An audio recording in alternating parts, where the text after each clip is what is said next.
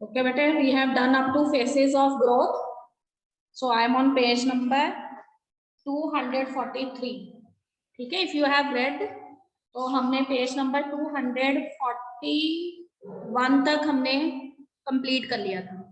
ठीक है, तो yesterday I have explained you about the phases of growth. Let us recapitulate.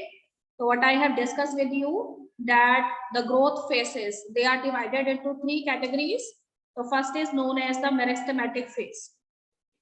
ठीक है बेटे, 3 फेसेस में डिवाइड किया गया है. किसी भी प्लांट स्पीशीज जो है उसमें उसका जो ग्रोथ पीरियड है, it is divided into 3 faces.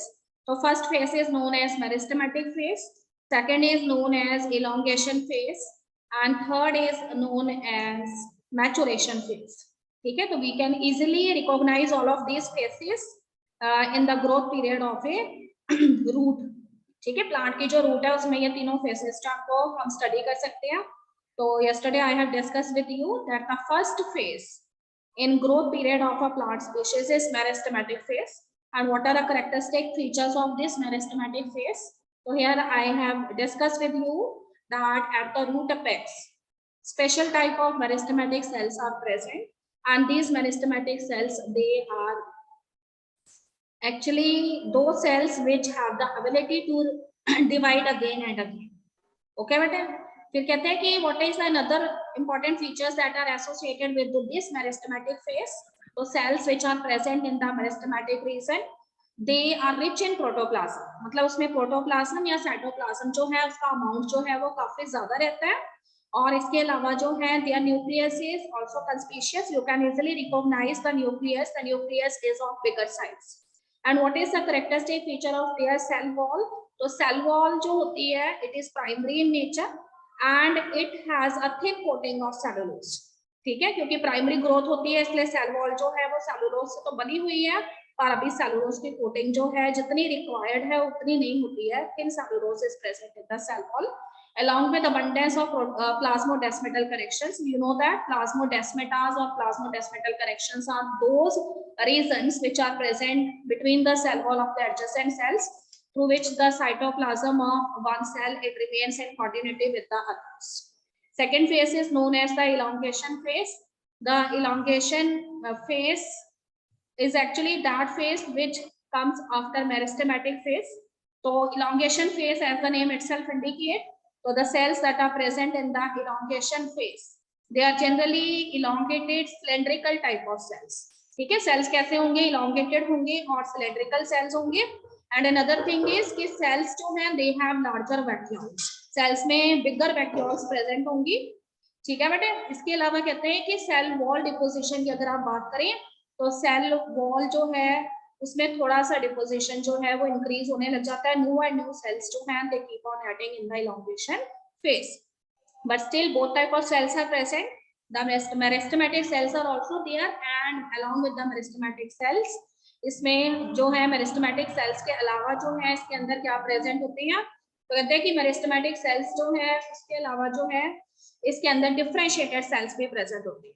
What is the basic difference between meristematic and differentiated cells? तो मेरिस्टेमेटिक और डिफरेंशिएटेड सेल्स जो में ये डिफरेंस है कि मेरिस्टेमेटिक सेल्स जो है वो हमेशा डिवाइड होने की एबिलिटी रखते हैं, पर जो डिफरेंशिएटेड सेल्स होते हैं, ठीक है बेटे, वो ऐसे सेल्स हैं जिन्होंने टेम्परेरी अपनी डिवाइडिंग एबिलिटी जो है उसको लूज कर दी है, पर उसके बाद वो कहता है कि वो थोड़े बहुत मैच्योर हो गए हुए हैं, पर ऐसा नहीं है कि उनमें जो उनकी डिवाइडिंग एबिलिटी है it is completely lost. At any time if the requirement is there तो ये सेल्स फिर से डिवाइड कर सकते हैं. क्लियर बेटा. थर्ड हमने बताया था आपको मैचुरेशन फेज. तो मैचुरेशन फेज के नेम से पता लग रहा है the cells present in the maturation phase, they are actually those cells which now becomes the mature one. They are the differentiated type of cells. ये differentiated cells हैं और कहते हैं कि ये ऐसे cells हैं जो अब डिवाइड नहीं करती, मैच्योर हो चुके हैं, और ये cells क्या करते हैं, अपने स्पेसिफिक फंक्शंस परफॉर्म करते हैं. तो all of you know that कि रूट्स के अंदर अगर मैच्योरेशन फेज में मैच्योर सेल्स प्रेजेंट हैं तो what is there characteristic function. There characteristic function is absorption of water and minerals. तो यहाँ तक हमने आपको बता दिया था. ठीक है, this diagram is given in your book. You have also studied this diagram in chapter morphology of flowering plants. ठीक है, तो there are different type of phases you are visible to you in the regions of the root. तो देखो सबसे पहले root apex होती है और वहां पे कौन से सेल्स प्रेजेंट है, मेरिस्टेमेटिक सेल्स प्रेजेंट है, तो इसीलिए इसको बोला गया है रीजन ऑफ मेरिस्टेमेटिक एक्टिविटी। ठीक है बेटे, region of meristematic activity is followed by region of elongation. ठीक है, यहाँ पे इलोंगेटेड सेल्स प्रेजेंट होंगे, देन रीजन ऑफ मैचुरेशन आता है, रीजन ऑफ मैचुरेशन में मैच्योर सेल्स प्रेजेंट है, और उसके बाद रीजन ऑफ मैचुरेशन में ही आपको रूट हेयर्स नजर आते हैं। तो these root hairs they actually evolve from the epidermis of the cells that are present in the region of maturation। तो ये epidermal hairs ही होते हैं, epidermis ही modify होके root hairs का रूप ले लेते हैं। ठीक है, तो फंक्शन क्या है रूट हेयर्स का? रूट हेयर्स का फंक्शन वही है जो स्मॉल इंटेस्टाइन के अंदर, ह्यूमन स्मॉल इंटेस्टाइन में विलाई का फंक्शन होता है।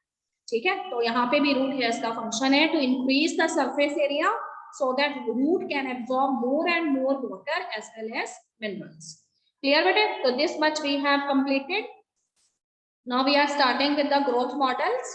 तो कहते हैं कि प्लांट्स जो है उसमें जो ग्रोथ रेट है, ठीक है, उसको हम टू टाइप से डिस्क्राइब कर सकते हैं। See I am on page number 242 of your NCERT book. तो सभी बच्चे पेज नंबर 242 पे आ जाएंगे and the topic is growth rates. ठीक है, तो what do you mean by the term growth rate? तो growth rate is increased in growth per unit time. ठीक है, पर यूनिट टाइम के साथ किसी भी प्लांट ऑर्गन में जो ग्रोथ होती है that is known as the growth rate. ठीक है, and you can express this growth rate mathematically. हम इस ग्रोथ रेट को मैथमेटिकली एक्सप्रेस कर सकते हैं। तो कहते हैं कि हर एक जो ऑर्गेनिज्म है या कोई भी प्लांट पार्ट जो है वो अपने अंदर न्यू सेल्स जो है उनको ऐड करता है, पर उसका जो क्राइटेरिया है वो डिफर करता है। ठीक है, the criteria of adding new cells during the growth period varies in different type of plant species और any of the living organism. तो here I am explaining you that growth means increase in any size or you can say number of cells, या फिर plant organ जो है उसकी length बढ़ सकती है, उसका सरफेस एरिया बढ़ सकता है, उसकी विड्थ बढ़ सकती है। इन सारी चीजों को हम क्या कहते हैं? ग्रोथ कहते हैं। तो कहते हैं कि सिंपली ग्रोथ क्या है? किसी भी प्लांट ऑर्गन में होने वाली इंक्रीज है। It is increase in any of the plant organ and you can express this growth either in the form of arithmetic growth और it may be in the form of geometrical growth. ठीक है बेटे, दोनों में क्या difference है? तो देखो अर्थमेटिक ग्रोथ जब प्लांट ऑर्गन्स के अंदर होती है तो यू नो दैट कि ग्रोथ की जब भी हम बात करते हैं तो the kind of cell division that takes place during the growth period of the plant, it is actually the mitotic cell division. ठीक है, it is mitotic cell division because mitosis हमेशा ग्रोथ और डेवलपमेंट के लिए responsible होती है and meiosis हमेशा जो है रिप्रोडक्टिव सेल्स के अंदर होती है, जॉर्म सेल्स के अंदर होती है। ठीक है बेटे, तो कहते हैं कि अर्थमेटिक ग्रोथ जो है वो फर्स्ट टाइप की ग्रोथ है which is generally visible in plant species and what is the method that is involved in this arithmetic growth. तो यहाँ पे देखिए क्या होता है in any of the plant cell. ठीक है, mitotic cell division takes place. किसी भी प्लांट सेल के अंदर माइटोसिस होती है, माइटोटिक सेल डिवीजन होती है एंड आफ्टर दिस माइटोसिस, ठीक है, जो पेरेंट सेल है वो टू डॉटर सेल्स फॉर्म करता है and out of these two daughter cells, ठीक है, दोनों डॉटर सेल्स में से एक डॉटर सेल जो है वो तो मैच्योर हो जाता है, डिफरेंशिएट हो जाता है, पर एक डॉटर सेल्स जो है वो डिवाइड होता रहता है, means its meristematic activities goes on increasing. ठीक है बेटे, तो व्हाट आई एम सेइंग कि in arithmetic type of growth when a cell it undergoes mitosis then how many daughter cells are formed? Two daughter cells are formed। clear बेटे, तो first daughter cell जो है वो meristematic activity show करता रहेगा and other daughter cell it becomes mature and differentiated. Clear बेटे, now what happen, क्योंकि देखो दोनों सेल्स में से only one cell is doing the meristematic activity and other cell it becomes differentiated और mature. तो this means the arithmetic type of growth is a slow type of growth. ठीक है, arithmetic growth जो है वो एक स्लो टाइप ऑफ ग्रोथ है। ठीक है, how can you express this arithmetic growth that is occurring in case of root? तो आपको एक ग्राफ नजर आ रहा है, तो कहते हैं कि हमेशा अर्थमेटिक ग्रोथ जो है उसमें अगर आप टाइम पीरियड जो है उसके अगेंस्ट कोई भी प्लांट कैरेक्टरिस्टिक जो है उसको शो करते हैं, because we have taken here time period on the X axis and height of the plant. ठीक है, और you can say length of the plant organ on the Y axis. तो उस केस में देखिए आपको यहाँ पे नजर आ रहा है कि हमें जो ग्राफ मिलता है it is a linear type of graph. ठीक है, how can we express this mathematically? So there is one equation visible on your screen and the equation is LT is equal to L0 plus RT। Clear बेटे? तो LT यहाँ पर क्या है, क्योंकि हमने रूट के लिए ये स्टडी किया है, तो कहते हैं कि यहाँ पे LT जो है that is increase in the length of the root at time period T। ठीक है, व्हाट इज L0? तो L0 is initial increase in the length, ठीक है, एट टाइम 0। ठीक है, जब टाइम 0 के बराबर था तो उस समय वो कहते हैं कि रूट जो है उसकी लेंथ कितनी थी। जैसे जैसे टाइम इंक्रीज हुआ है और टाइम T पे पहुंच गया है तो उस टाइम पे वो कहते हैं कि रूट की लेंथ कितनी है, मतलब this is L0 is the initial time and LT is the final time. So we have the equation that LT is equal to L0 plus RT. So what is R here? R यहाँ पे किसको designate कर रहा है? तो R यहाँ पे designate कर रहा है ग्रोथ रेट को, एंड ग्रोथ रेट या फिर in other words you can say it is the elongation in the root that takes place per unit time. Per unit time के अंदर कितना रूट सेल्स जो हैं वो इलोंगेट हो रहे हैं, that actually represent the growth rate, and or you can say it as small r, and T is the time period or you can say unit time. So you must remember this equation that LT is equal to L0 plus RT. So LT is the length of the root at final time T. L0 is the length of the root at time 0. And what is R? So R is the growth rate or elongation that takes place in the root per unit time. So you must take the characteristics of arithmetic growth. कि arithmetic growth में हमेशा cell के अंदर mitotic cell division होगी, 2 daughter cells बनेंगे, and out of these 2 daughter cells, one daughter cell it keeps on dividing, means they are showing meristematic activity, whereas the other daughter cells it becomes differentiated or mature because only one cell is doing meristematic activity. So that's why this type of growth is a slow type of growth. Clear बेटे? उसके बाद वो कहते हैं कि another type of growth that is generally seen in a living organism, not only in plants as well as in animals too, that is known as the geometrical growth. ठीक है, geometrical growth जो है उसके लिए हम another name भी रखते हैं, it is also known as the exponential type of growth. ठीक है, तो कहते हैं कि ज्यादातर जो है characteristics क्या होते हैं geometrical growth के, तो in most of the plant system, ठीक है, when geometrical growth it actually takes place, तो इनिशियल ग्रोथ जब होती है जो ज्योमेट्रिकल टाइप की होती है वो एक स्लो ग्रोथ होती है, मतलब पहले आपको कोई भी प्लांट ऑर्गन जो है उसकी ग्रोथ धीरे धीरे होती नजर आएगी, स्लोली स्लोली होती नजर आएगी, and that phase is known as the lag phase. इसको हम लैगिंग फेज या लैग फेज बोलेंगे। Then there is rapidly an increase in the plant organ, एकदम से प्लांट ऑर्गन जो है उसके अंदर आपको रैपिड इंक्रीज होते हुए नजर आती है, और इस फेज को हम प्लांट पीरियड का क्या कहते हैं? एक्सपोनेंशियल फेज कहते हैं, और it is also known as the log और एक्सपोनेंशियल फेज। ठीक है, तो ऐसा क्यों होता है? बिकॉज यू नो दैट कि mitosis is a kind of cell division which takes place during the growth period. तो यहाँ पे भी वही होना है कि भाई सेल जो है उसके अंदर माइटोसिस होगा, माइटोसिस होने के बाद डॉटर सेल्स फॉर्म होंगे। क्लियर बेटे? पर देखो अर्थमेटिक ग्रोथ में both the daughter cells are not dividing, only one daughter cell divides and other daughter cell जो है वो डिफरेंशिएट हो गया था। पर यहाँ पे इन case of geometrical growth both the daughter cells they are continuing with their meristematic activities। ठीक है, दोनों ही डॉटर सेल्स जो हैं वो अपनी मेरिस्टेमेटिक एक्टिविटीज शो करते रहते हैं। तो इनिशियली कहते हैं कि ग्रोथ पीरियड बहुत स्लो होता है, और फिर एकदम एक ऐसा फेज आता है which is known as exponential phase, और इसमें पर्टिकुलर प्लांट ऑर्गन की जो लेंथ है, विड्थ है, या जो भी अदर ग्रोथ रिलेटेड कैरेक्टरिस्टिक है उसमें बहुत ज्यादा इंक्रीज नजर आता है। देन फिर से जो आपका एक्सपोनेंशियल फेज है उसके बाद फिर से एक स्लो फेज जो है आपको नजर आता है, और इसीलिए इसमें अगर हम ग्राफ ऑब्टेन करते हैं, if we draw the dimensions on x and y axis, and x axis पे अगर हम टाइम पीरियड को कंसीडर करते हैं, ठीक है बेटे, एक्स एक्सिस पे अगर हम टाइम पीरियड लेते हैं और वाई एक्सिस जो है उसके ऊपर आप कोई भी प्लांट ऑर्गन का कैरेक्टरिस्टिक ले लेते हैं, it may be the size और weight of the plant organ और length of any of the plant organ.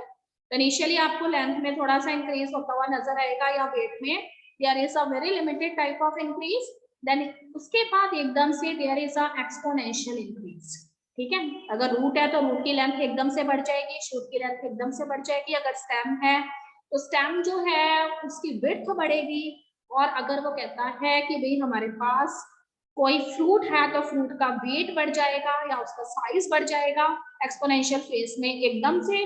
और अगर हमारे पास लीफ है तो लीफ का सरफेस एरिया एकदम से इंक्रीज हो जाएगा।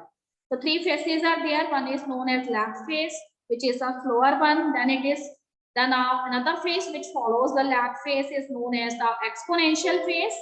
और exponential phase जो है उसके बाद वो कहता है कि हमारे पास एक और फेस आ जाता है which is known as the stationary phase। ठीक है, तो why the stationary phase is visible in geometrical type of growth, तो उसके पीछे का रीजन ये होता है कि धीरे धीरे प्लांट्स जो है जिस हैबिटेट में ग्रो कर रहे हैं, it may be the case that in that habitat the nutrients they are not in proper supply। ठीक है, न्यूट्रिएंट्स की प्रॉपर सप्लाई नहीं है, न्यूट्रिएंट्स की वहां पर डेफिशिएंसी हो गई है। तो एक्सपोनेंशियल फेज के बाद if proper amount of nutrients they are not available in the habitat of the plant, then exponential phase जो है वो फिर स्लो डाउन हो जाता है और फिर से हमें जो है स्टेशनरी फेज नजर आता है। तो अगर आप ग्राफ जो है उसकी शेप को ध्यान से देखेंगे तो this type of graph has a S type of curve और that's why it is known as a sigmoid curve. ठीक है, तो हमेशा याद रखिए कि सिग्मोइड कर्व में थ्री फेसेस हैं, lag phase, exponential phase and stationary phase. Clear बेटा? तो what is the mathematical equation to represent a exponential type of growth? तो इट इज रिप्रेजेंटेड बिकॉज यहाँ पे हमने वेट कैरेक्टरिस्टिक लिया है, तो इस इक्वेशन को हम रिप्रेजेंट कर सकते हैं W1 is equal to W0 e raise to power RT। ठीक है बेटे, तो W1 यहाँ पे क्या है, फाइनल साइज है किसी भी प्लांट ऑर्गन का, वो उसका वेट भी हो सकता है, वो उसकी हाइट भी हो सकती है, या फिर नंबर ऑफ सेल्स में होने वाला इंक्रीज भी हो सकता है। And what do you mean bye W0? तो W0 यहाँ पर क्या है, इनिशियल साइज है किसी भी प्लांट ऑर्गन का। ठीक है, तो इनिशियली मान लो हमने वाटरमेलन कंसीडर किया था, इनिशियली वाटरमेलन का साइज छोटा होगा, पर जब उसमें ज्योमेट्रिकल ग्रोथ या एक्सपोनेंशियल ग्रोथ होगी तो फाइनल साइज उसका काफी बड़ा हो जाएगा। And what is small r? तो small r is the growth rate. ठीक है, ग्रोथ रेट का मतलब होता है कि पर यूनिट टाइम पीरियड में कितनी ग्रोथ हुई है, that is known as the growth rate. And what is T? That is T is the time duration during the growth। ये पर्टिकुलर ग्रोथ जो है उसने कितना टाइम लिया है, that is known as small t। And what is E? तो E is the base of the natural log। ठीक है, natural log जो है उसका base है।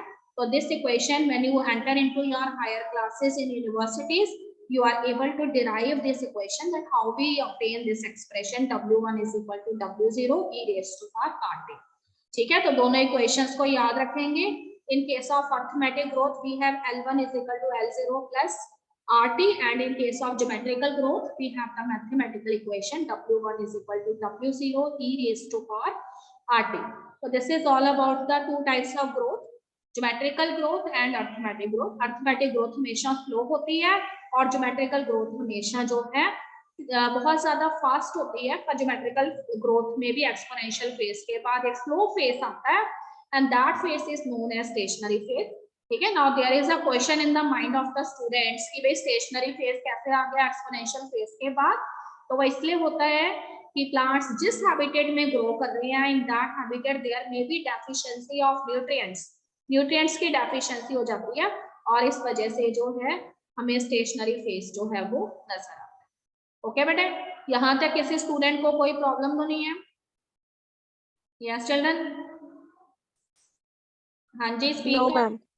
सब कुछ क्लियर है बेटे? साथ साथ ही पढ़ते रहेंगे, ठीक है? अगर साथ साथ रिवाइज करेंगे तो दिक्कत नहीं आएगी, अदरवाइज दिक्कत आ सकती है। Clear? Now see page number 243। ठीक है, there is one definition given in the last of the page, and the definition is efficiency index. क्या होता है? ठीक है, what do you mean by the term efficiency index? तो देखो, आपको मैंने बता दिया था कि अब आप जो ज्योमेट्रिकल टाइप ऑफ ग्रोथ है, ठीक है, ज्योमेट्रिकल टाइप ऑफ ग्रोथ के अंदर यहाँ पर आर जो था वो ग्रोथ रेट था, ठीक है, जिसको हम रिलेटिव ग्रोथ रेट भी कहते हैं। और कहते हैं कि रिलेटिव ग्रोथ रेट जो है उसको हम क्या समझते हैं, what do you mean by the term relative growth rate? तो relative growth rate is actually the measure of the ability of the plant to produce new plant material. ठीक है, किसी भी प्लांट के अंदर कितनी एबिलिटी है नया प्लांट मटेरियल बनाने की, उसको हम एक स्पेशल टर्म से डेजिग्नेट करते हैं and that is known as efficiency index. ठीक है, व्हाट इज द कैपेबिलिटी और what is the ability of a plant organ to produce new plant material, that is known as the efficiency index. तो यहाँ से ये 1 mark question हमें आ सकता है। Now I am on page number 244 of your NCERT book. Clear बेटे, book अपने सामने रखेंगे। I will also send you this presentation for revision later on when I complete this chapter, but you go through the book simultaneously. Clear? Now we are starting with the next topic and the next topic is absolute and relative growth rate. ठीक है, तो कहते हैं कि किसी भी living system में जो ग्रोथ रेट है, we can you can say compare this growth rate on the basis of quantity also.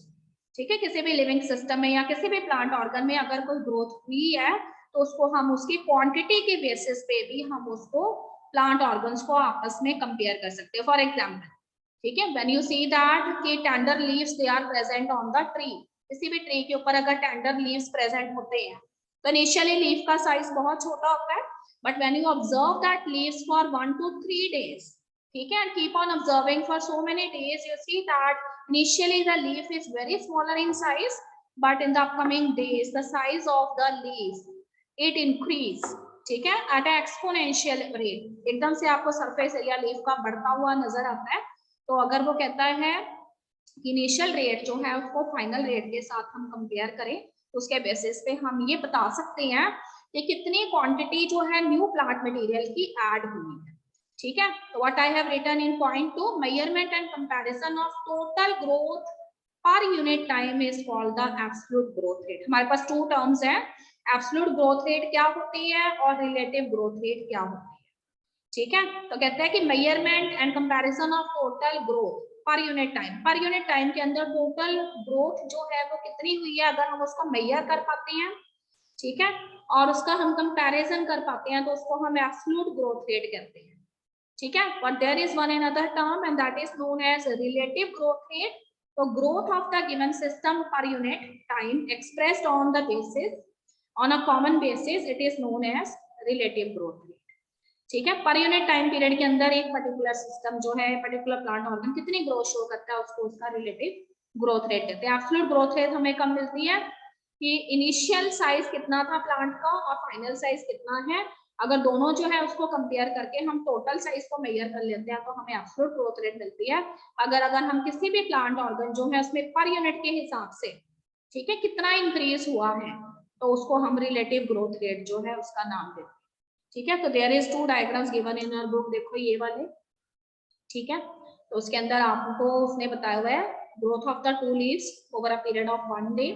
ठीक है, तो ए जी यहाँ पे रिप्रेजेंट कर रहा है एब्सोल्यूट ग्रोथ रेट को, और उसके बाद वो कहते हैं कि रिलेटिव ग्रोथ रेट जो है वो यहाँ पर जो है दैट इज रिप्रेजेंटेड, देखो पहले लीफ जो है वो 5 सेंटीमीटर स्क्वायर था, उसके बाद उसका रेट जो है बढ़ के कितना हो गया, उसमें न्यू मटेरियल ऐड हुआ है एंड 10 सेंटीमीटर स्क्वायर हो गया।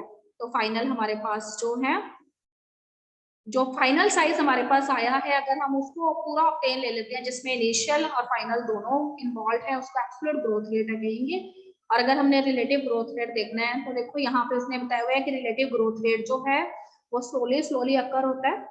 तो अगर लीफ जो है उसका पहले साइज जो है प्रीवियस डे 50 सेंटीमीटर स्क्वायर है और थोड़े टाइम पीरियड के बाद फिर ऑब्जर्व किया गया तो 50 सेंटीमीटर से थोड़ा सा बढ़ के 55 सेंटीमीटर हो गया है पर यूनिट टाइम पीरियड के अकॉर्डिंग, तो that is known as the relative growth rate. ठीक है, सिर्फ इतना सा डिफरेंस है कि एब्सोल्यूट ग्रोथ रेट में हम फाइनल साइज कितना लीफ ने ऑब्टेन कर लिया ये हम काफी डेज के बाद ऑब्जर्व करते हैं, तो उसमें initial growth rate plus final growth rate पूरे को हम सम कर देते हैं।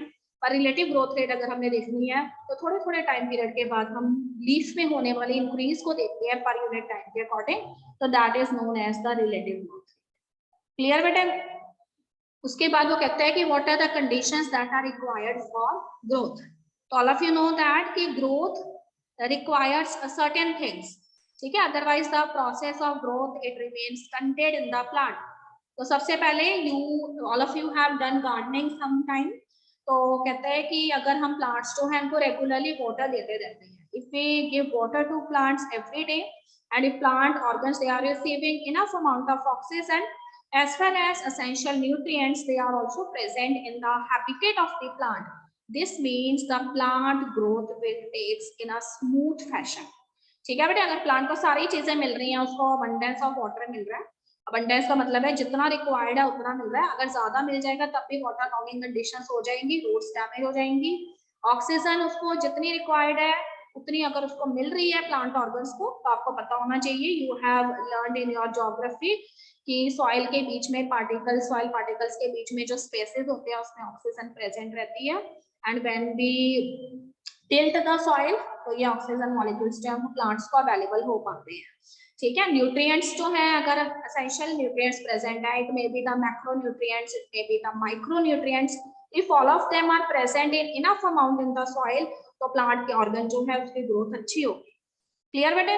फिर कहते हैं कि plant cell grow in size by cell enlargement which in turn requires water.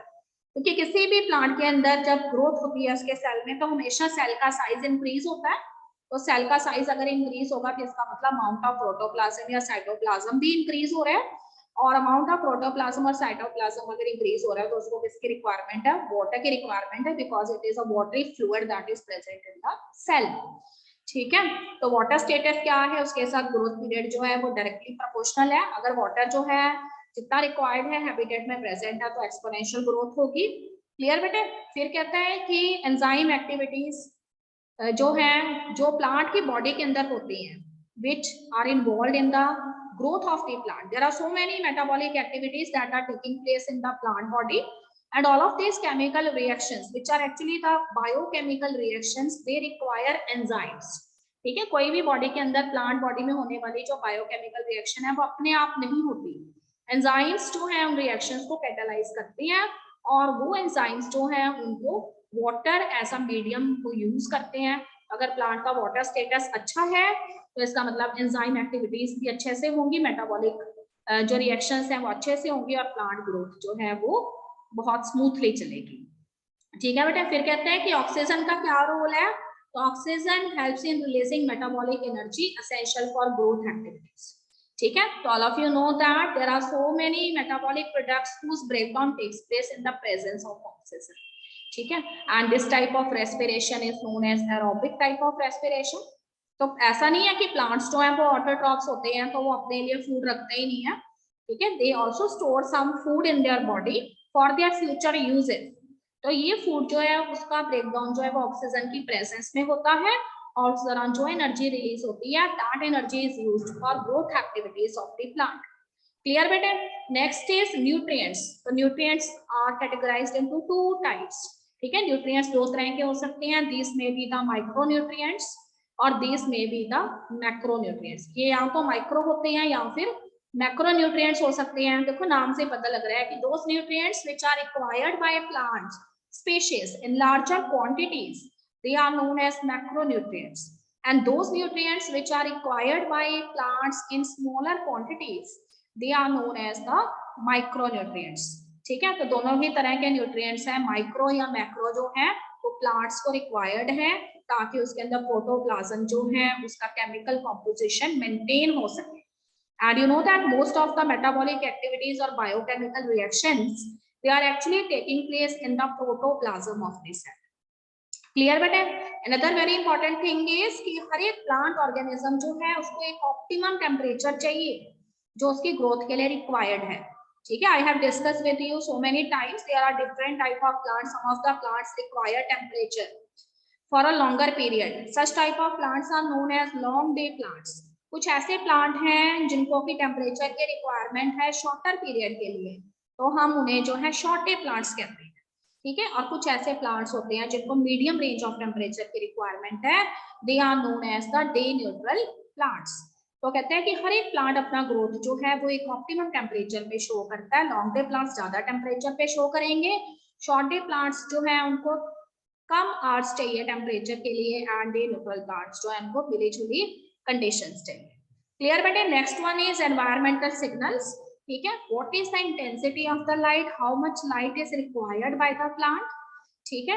And the role of gravity is also important because you know that the growth in root takes place according to gravity. ठीक है, आपको हमेशा बताया जाता है कि भाई root का मूवमेंट जो है वो हमेशा अर्थ की तरफ होता है, ग्रेविटी की तरफ होता है. ग्रेविटी उसको अपनी तरफ पुश करती है क्योंकि रूट्स जो है उसने क्या एब्जॉर्ब करना है, वाटर एंड मिनरल एब्जॉर्ब करने हैं. And this water and mineral is actually present in the, you can से, इन द सॉइल. ठीक है, and this phenomenon is known as geotropism. The geotropism means the movement of the roots towards the soil or the gravity. तो कितनी light required है, gravity जो है, ये सारी चीजें जो है वो डिसाइड करती है कि प्लांट ऑर्गन की ग्रोथ जो है वो किस तरह से होगी. क्लियर बने.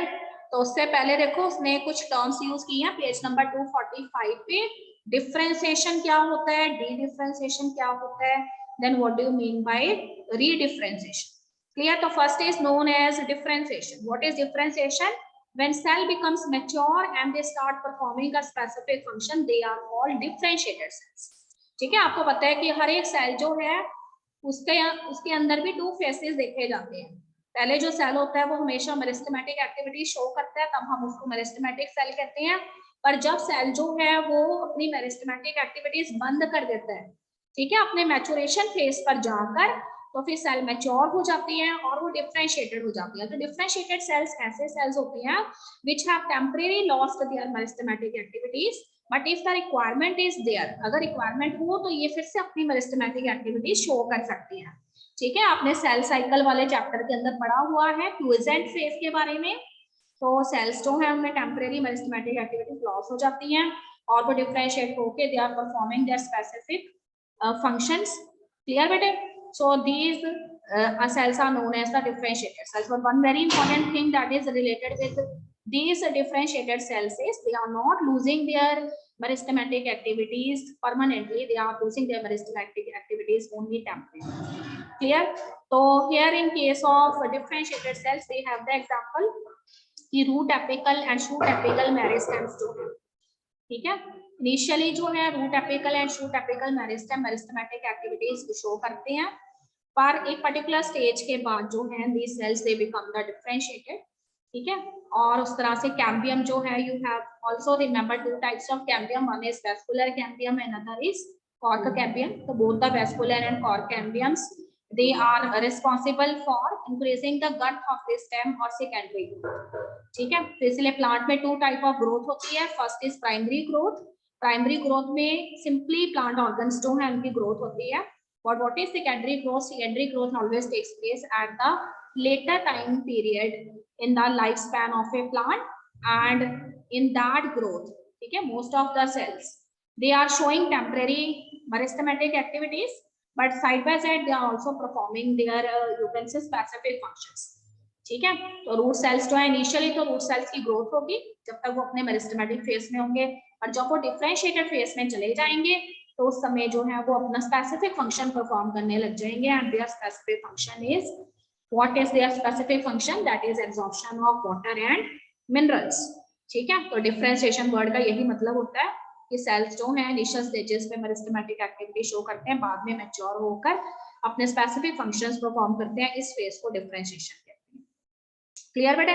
अब कहते हैं कि डिफरेंशिएशन के दौरान कुछ स्ट्रक्चरल चेंजेस सेल्स में देखी जाती हैं. एक तो सेल वॉल जो है उसके अंदर जो है आपको डेड सेल्स जो हैं केमिकल्स जो है उनका डिपोजिशन नजर आता है.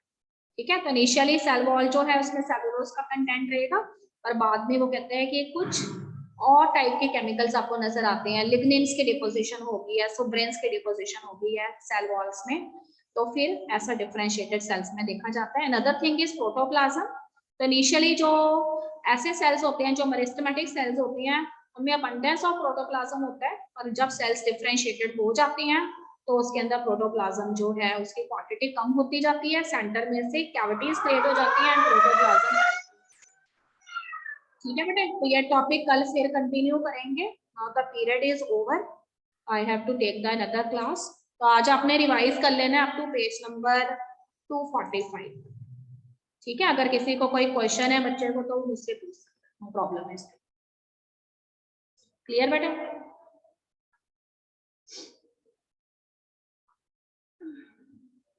Okay beta, you can join your next class, no problem is there.